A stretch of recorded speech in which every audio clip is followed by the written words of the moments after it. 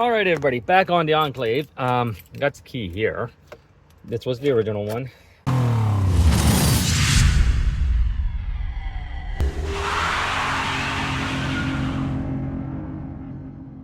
We're gonna go ahead and try use the XTOOL Pro2 to program the key onto this vehicle. All right. So I got it plugged in. We do see that the security light is on into the dash. We're gonna get a message saying service theft deterrent system. All right. So we're just gonna come here. We're gonna click on Immobilizer. We're gonna come down to Buick or GM. I think that this one is. If I'm not mistaken. It might be GM, yeah, because there was no Buick. So we're gonna go GM. Now in the GM menu, what we are going to see is Buick, Cadillac, GMC. We're gonna see all the brands from GM. All right. Oh, let me get over here. Turn this guy on. There we go. Okay, get some power in here. We're gonna go Immobilizer. All right, we're gonna go into Buick. We're gonna go into Enclave. And without smart, all keys lost, because that's what it does. And now it's going to go through a 12-minute timer, and then the key should be programmed. So when this gets close to the timer, or close to the 12 minutes, I'll bring you guys back.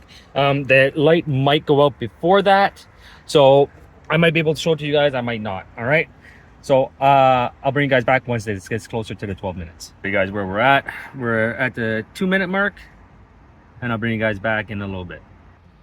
We are at the 5-minute mark, so I'll bring you guys back in another couple minutes. And as you can tell, the light is still on. So we are at the 8-minute mark right now. Light is still on. Typically about 11 minute 30-second mark, the light tends to go off on these. So what I've gathered so far from working on this vehicle and doing a clone onto the ECU with the KT202 is that, number one, by OBD, the KT202 cannot take the key data from the ECU and transfer it, but it can take all the other information needed for the ECU and transfer it over. So it'll take the VIN, and it'll take a bunch of things like that. But the key data, you're going to have to take and program the key regardless. For sure that there's a system out there like the KT202, so maybe like the KES 3 or something like that, that can actually go in, grab all the data, and then transfer it over. But as you can tell right now, the KT202 cannot do that. So a little bit of a lesson on that, but you can switch everything over by OBD if you do have the KT202. Now, you don't have to take the ECU out to do it, but this one was very easy to get to, and it doesn't take very long to actually hook up the tool to the ECU when you're on bench. And when you're on bench, you could be certain that there's not going to be any interference from any other modules as you're trying to pull data, because that is the only module that is on. So me personally, if I can do it on bench, I will do it on bench, either by JTAG or by OBD. It doesn't really matter, but it just makes it a little bit easier for me, because I've seen interference happen onto other vehicles, and you try to pull some data and then some information gets crossed, and then there's a huge debacle. So if you can do it on bench, do it on bench. All right. And as you can tell, my light just went out. Okay. And we are at the 9-minute and 41-second mark. I'm going to leave this go a little bit further. All right. Maybe I don't even have to. No, the light's still on, so we're going to wait. Okay. But the light did go out. So we're just going to let this go through, and then it's going to prompt us to do something else, but the light did go out. So I will bring you guys back once the timer has reached the 12-minute mark. Just to give you guys a view of this, I haven't touched anything with the key, but now it's just cycling through hood open, change engine oil soon, park assist off,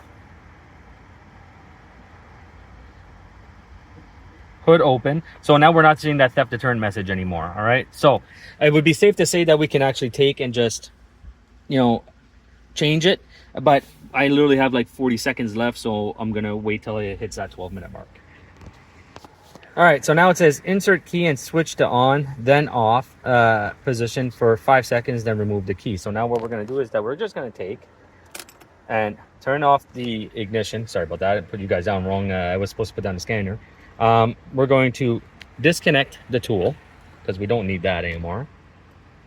Then we're going to turn the key on. We're going to make sure that this little light disappears, which it should, and it does. So now we should be able to start the vehicle, and we cannot. So either there's an issue with the ECU, or there's an issue with there's no power anywhere, which could be it. Yeah, I don't think I have enough power to actually start this. Let me see if I can get a some cables onto the front of this. All right, turn this back off. We'll scan for codes too, and I'll be right back. All right, so I think my battery actually ended up going dead, which does suck. But anyway, I'm gonna go through this again, and I'll bring you guys back once it's done. But the same thing is gonna happen. Basically, this theft deterrent light just has to go out. You cycle the key off, put the key on, and then you're done. All right, so give you guys a view of this.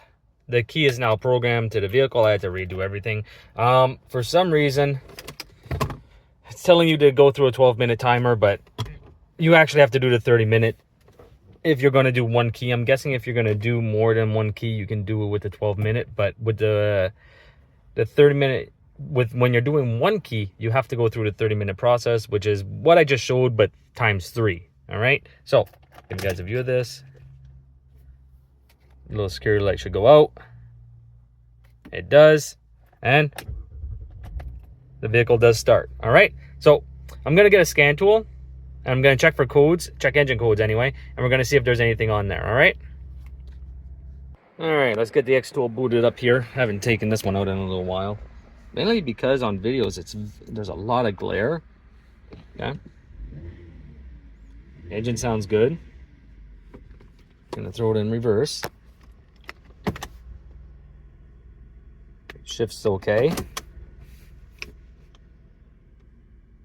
Doesn't seem if there's anything wrong there. That's extremely loose. We're gonna park it. All right.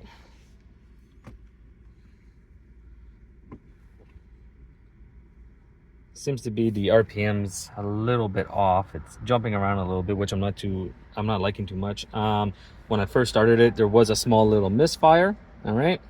So we're already connected. One thing I do like about the XTOOL, the D8, is that as soon as you connect the dongle to the OBD-II port, it connects automatically. It's like super, super fast. All right. So we're going to come in. We're going to see if there's any codes. This is the VIN to the vehicle. So everything we did with the KT202 did work. All right. So we're just going to do an automatic scan. Like I said, this car didn't start before, so the ECM has 5 codes into it. We're going to see what those codes are, because there might actually be an actual issue on this vehicle.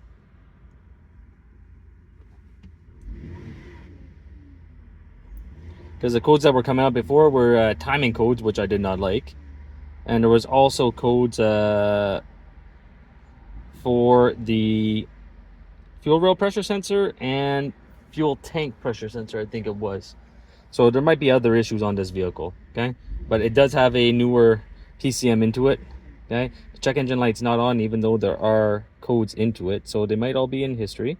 We'll click on DTC report. And the performance bank 2, that's what was there a while ago. These are all going to be in history, all right? So I'm good with that. Engine performance system bank 2 was already there. And the intake camshaft position correlation bank 1 was already there, but the other 2 codes are not there. So we're just going to go exit, and what we're going to do is just take this off real quick. All right, we're going to clear all the DTCs. We're going to cycle the ignition off after that. Okay.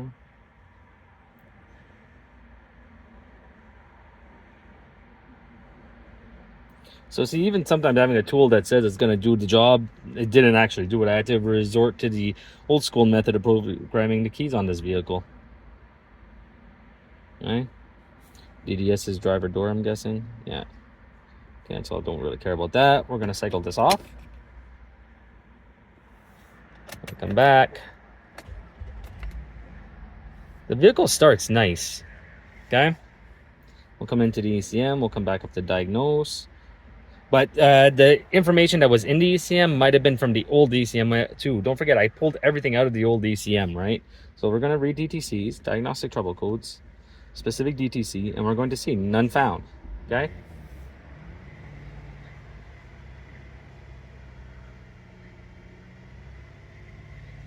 So the shop is going to have to take and drive this around. I don't have time to do that today, but everything on my end is good. All right. Let's see if there's any codes, and there's no codes. It didn't feel like if there was anything wrong with the vehicle either. So just remember, if you're going to clone an ECU, all the information out of that ECU might get transferred into the new ECU. And if there's an issue where there was codes, those codes might still be there. All right.